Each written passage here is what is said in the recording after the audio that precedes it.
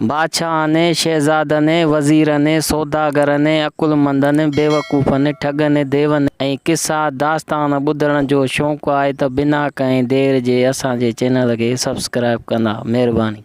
दोस्तों, ये कहानी आहे नजूमी ऐं नांग।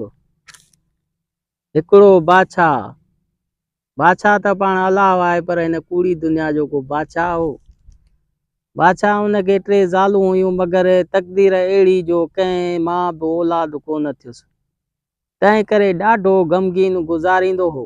हिकिड़े ॾींहुं ठग नजूमीअ बादशाह खे अची चयो त मूं पंहिंजे इल्म नजूम में ॾिठो आहे त तव्हांजे शहर खां ॿाहिरि हिकिड़ी कुराड़ी औरत रहे थी।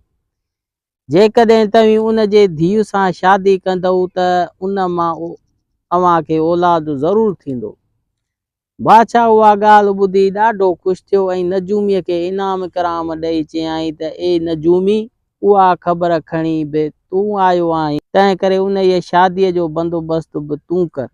नजूमीअ खे बि खपे बि उहा ॻाल्हि, सो यकदम हावकार कयईं, छाकाणि त जंहिं पोड़ी औरत जी धीउ सां बादशाह खे शादी करण लाइ चयो हुयईंसि सा संदसि सॻी भेण हुई। नजूमी यकदम पंहिंजी भेण वटि आयो, खेसि बादशाह वारी ॾिनल सूखड़ियूं पाखड़ियूं ॾेई सॼी ॻाल्हि सम्झाए छॾियईं। खेर किसो को था, नजूमी हर फुट सां बादशाह खे पंहिंजी भाणेजी परणाए राज राणी कराए पोड़ीअ भेण समेत ॾाढी मज़े सां हयाती गुज़ारण लॻा।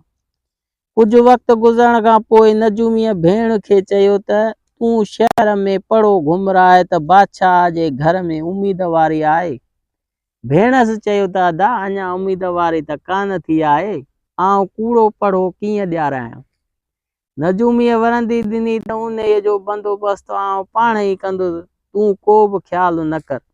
आख़िरकार पोड़ीअ बादशाह खे चई अहिड़ो पड़ो ॾियारायो ऐं बादशाह उन्हनि ॾींहं ॾाढो खेर खेरात कयो। ॿिए ॾींहुं नजूमी वरी बादशाह वटि आयो ऐं खेसि अची चयाईं त बादशाह सलामत, मूं हिसाब करे ॾिठो आहे त अव्हांखे पुटु ॼमंदो, पर शर्त हीअ आहे त तव्हां पंहिंजी नंढी राणीअ खे हिकिड़ी जुदा जाइ ठाराए ॾियो, जंहिंमें ॿियो को बि माण्हू न वञे ऐं शहज़ादो उते अंदरि ई अंदरि निपजे। जेसीं ताईं हू 14 सालनि जो थिए शादी करे, तेसीं ताईं हिन खे जीअं को बि माण्हू न ॾिसे, न त जेकॾहिं कंहिं शहज़ादे खे ॾिसी वरितो त शहज़ादो पथर थी पवंदो। बादशाह हिकदमि नजूमीअ जे चवण मूजिबि हिकिड़ो आलीशान महल ठाराए पंहिंजी नईं राणीअ खे बि रहण लॻो। जॾहिं ॾींहं पूरा थिया तॾहिं नजूमीअ पंहिंजी भेण खे चयो त अॼु बादशाह ॾे चवाए मोकिल त तव्हांखे पुटु ॼाओ आहे। भेणसि चयसि त अदा, बादशाह सां एॾो कूड़ कीअं कबो। नजूमीअ चयसि त तूं उन जी ॻाल्हि खे छॾे ॾे, आउं पाण ई उन खे मुंहुं ॾींदुसि। नेठि भेणसि बादशाह ॾे पुटु ॼमण जी मुबारक मोकिली, जंहिं ते बादशाह ॾाढो ख़ुशि थियो। पोइ ॾाढा खेर खेरात कयईं, ख़ुशियूं ऐं शादमा थी विया। एतिरी ख़ुशी हूंदी त बादशाह नजूमीअ जे चवण मूजिबि पंहिंजे पुट जो मुंहुं ई ॾिसण न वियो। आख़िरकार ॾींहं गुज़रंदे देर ई कोन कंदे नजूमीअ वारा 14 साल बि अची पूरा थिया, जंहिं करे बादशाह पुट जी शादी कराइण जी तयारी करण लॻो। पर होॾां त मिड़ई खेर लॻो पियो हो। उते नजूमीअ जी भेण खे अची सिरजी लॻी, सो भाउ खां पुछियईं त हाणे छा थींदो। जंहिं ते हिन चयसि त अदी, तूं फिकुर न कर, आउं पाण ई तो उन जे मामले खे मुंहुं ॾियां। सो बादशाह वटि वञी खेसि अर्ज़ु कयईं त बादशाह सलामत, तव्हीं भली शहज़ादे जी शादीअ जो बंदोबस्तु करियो, पर शर्त उहो आहे त शहज़ादे लाइ पालकी आउं ठाराईंदुसि। बादशाह संदसि शर्त क़बूल कयो ऐं 2-3 ॾींहंनि खां पोइ ॼञ तयारु कराए उन जे महलात ॾांहुं रवानो थियो, जिथे नजूमीअ ऐं संदसि भेण रहंदा हुआ। उन जे विच में नजूमी अटकल करे झटिपटि शहज़ादे लाइ पालकी तयारु कराई, उन में हिकिड़ो पथर रखाए छॾियो। जॾहिं ॼञ आई तॾहिं उहा ढकियल पालकी खणी संदसि हवाले कयऊं। जा खणी ॼञ उथी हली। हलंदे हलंदे ॼञ खे वाट ते राति पइजी वई, जंहिं करे उते तरसी पिया ऐं खाधे पीते जो बंदोबस्तु कयऊं। उते नजूमीअ भेण खे सम्झाए छॾियो त हाणे पंहिंजे जान बचाइण जो मौक़ो उहो ई आहे जो सांझीअ सुम्हण महिल तूं पालकीअ में हिकिड़ी दरी खोले छॾ ऐं सभिनी माण्हुनि खे ॿुधाए छॾ जीअं त शहज़ादे खे गर्मी थी थिए सो आउं संदसि पालकीअ जी दरी खोले थी छॾियां। ख़बरदार मतां को शहज़ादे खे ॾिसे। सुबुह थियण सां तूं वञी डोलीअ वटि बि वठी दाऊं कजांइ ऐं राति शहज़ादे खे कंहिं ॾिठो आहे जंहिं जे करे पत्थर थी पियो आहे।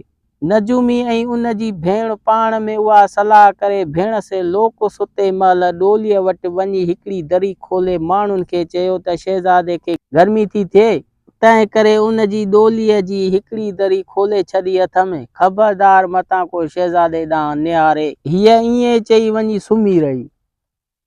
जड़ तो शहज़ादे जी पालकी हिकिड़े वण हेठि रखियल हुई। मुञाण जो उन वण में हिकिड़ो नाग जो जोड़ो रहंदो हो। सो नाग नागण खे ॾिसी चयो त सुबुह जो उहा कुराड़ी रन डोलीअ वटि अची दाऊं कंदी त शहज़ादे खे राति कंहिं ॾिसी वरितो आहे सो शहज़ादो पत्थर थी वियो आहे। जॾहिं बादशाह खे उहा ख़बर पवंदी तॾहिं उन गम में मरी वेंदो। नागण पुछियो त भला पोइ बादशाह जे बचा जी का रिथ ॾिसण में अचई थी।